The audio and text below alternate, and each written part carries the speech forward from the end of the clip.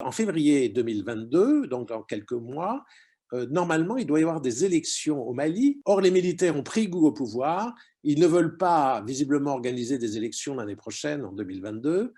Et donc, il va y avoir une crise, pas spécialement avec la France, mais avec la région, avec l'organisation régionale africaine qui s'appelle la CEDEAO, avec l'ONU, avec tous les partenaires du Mali. Il va y avoir une crise. Il se trouve qu'il y a quelques jours, la Russie a livré 4 hélicoptères d'attaque, des hélicoptères militaires, au Mali. Mais quand on regarde ce dont il s'agit, ce n'était pas du tout un don de la Russie, c'est une opération commerciale. Donc le Mali doit acheter ces hélicoptères. C'est pas interdit, il n'y a pas de problème pour ça. La France n'a pas protesté contre ça, elle n'a pas de raison de le faire. Euh, mais il ne faut pas présenter ça comme une aide, n'est-ce pas? Il s'agit d'une opération commerciale. Et comme produit industrialisé, la Russie ne vend à l'étranger que du matériel militaire. Et 42% de ces ventes de matériel militaire se font en Afrique. Donc l'Afrique est un marché important pour les armes russes. Mais la Russie, on le voit bien, n'est pas là pour remplacer la France au Mali. La France serait assez contente en fait qu'on la débarrasse d'un fardeau qui coûte 1 milliard d'euros par an si l'aide russe était une aide sincère, désintéressée, comme est l'aide française. L'action russe, c'est soit le commerce, soit la désinformation pour déstabiliser l'influence ou la présence française. En fait, rien n'a été officiellement signé avec le groupe Wagner. Je crois que les Maliens ont compris qu'ils jouaient avec le feu parce que le Niger et les autres pays du Sahel autour du Mali ont protesté contre cette possibilité que Wagner vienne au Mali. Ensuite, tous les pays de l'Union européenne ont protesté. Et donc, en pratique, si Wagner venait au Mali, ça isolerait le Mali de ses voisins et de l'aide occidentale. Donc, je crois que les autorités à Bamako ont compris que faire venir Wagner, ce serait une opération suicidaire. Voilà. Et donc, Wagner ne va pas venir au Mali. Je serais très surpris si Wagner vient au Mali. Ce serait vraiment du très court terme pour les autorités maliennes ou de l'aveuglement de le faire. Et je pense qu'elles ne le feront pas. Voilà.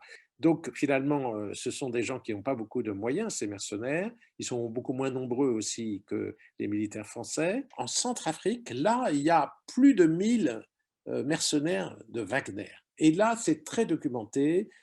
Il y a eu des personnes exécutées de façon extrajudiciaire, des civils, comme on l'avait vu avec Daesh, avec déjà Wagner en Syrie, n'est-ce pas? Il y a des vidéos, ça c'est en Syrie, où des mercenaires Wagner décapitent un prisonnier. Et alors il y a un autre événement qu'il faut rappeler aussi, que même en Russie, on s'est ému de ces violences, de ces exactions. On le sait, ça a été rendu public, c'est dans les journaux.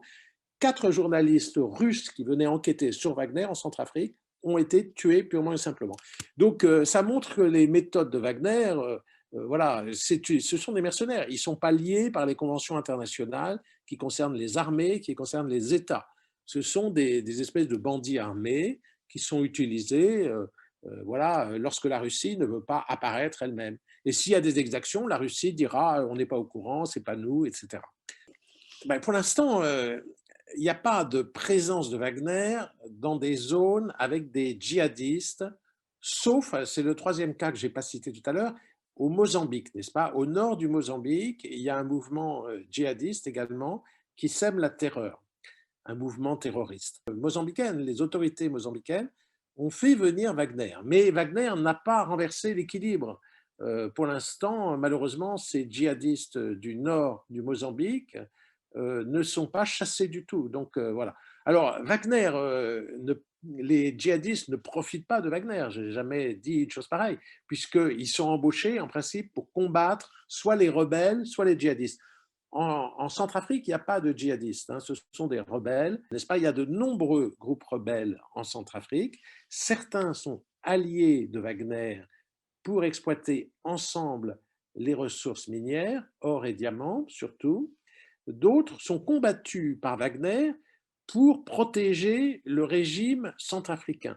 Donc Bangui est protégé par les mercenaires, le président est protégé par les mercenaires, et les mercenaires se payent directement en occupant les douanes de Centrafrique. Donc toutes les importations de Centrafrique sont taxées à la source par le groupe Wagner, et d'autre part, le groupe Wagner exploite les mines.